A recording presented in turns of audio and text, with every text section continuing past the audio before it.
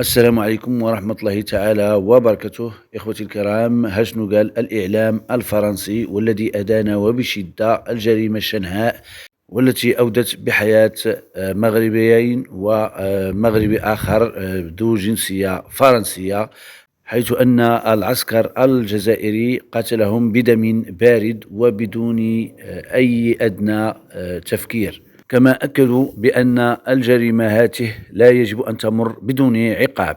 Loïc, alors écoutez, pour l'instant, le bilan reste un peu incertain.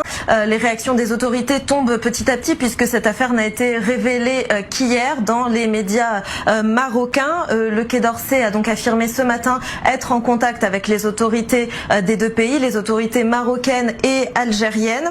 Et une enquête serait également sur le point d'ouvrir.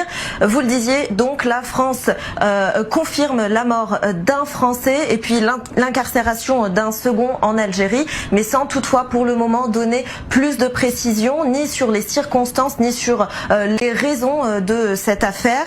Alors tout ce que l'on sait, eh bien on le sait par le récit d'un témoin. C'est ce témoin qui s'est exprimé hier dans les médias marocains.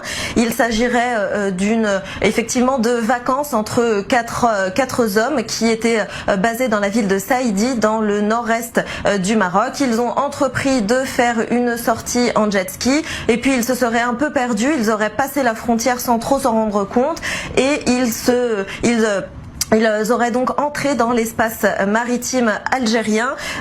Une fois sur place, eh bien, ils n'ont pas pu faire demi-tour faute d'essence. C'est à ce moment-là qu'ils auraient vu un Zodiac algérien arriver auprès d'eux, zigzaguer pour tenter de les faire tomber. Et puis, ce Zodiac aurait ouvert le feu sur eux. Et selon ce témoin, eh bien, ce seraient deux hommes qui aurait été tué sur le coup et un troisième qui aurait donc été emporté sur le Zodiac. Ce quatrième qui est donc le témoin aurait quant à lui été récupéré par la marine marocaine. Voilà, pour l'instant vous le disiez, la France elle ne confirme le décès que d'une seule personne et jusque là pour l'instant eh bien ni Rabat ni Alger n'ont publiquement réagi.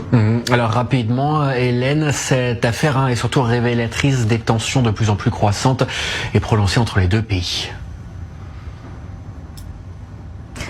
Tout à fait, ça fait déjà quelques décennies que le torchon brûle entre les deux pays. Depuis 1994, les frontières entre ces deux pays sont fermées. Et puis depuis août 2021, eh bien, toutes relations diplomatiques ont été rompues. L'Algérie accuse le Maroc d'actes hostiles. Et puis il y a aussi ces grandes discussions en ce qui concerne la souveraineté du Sahara occidental. Une souveraineté qui a été reconnue par Israël pour le Maroc il y a quelque temps, ce qui n'a donc pas arrangé les choses entre les deux pays, puisqu'Alger a dénoncé, je cite, des manœuvres étrangères à ses portes. Merci beaucoup Hélène Corby depuis nos studios parisiens. كما سمعتوا خوتي العزاز، المهم ان الاعلام كيقول بان هذه الجريمه تمت بوحشيه وان هذه العمليه ما كيقوم بها غير الوحوش.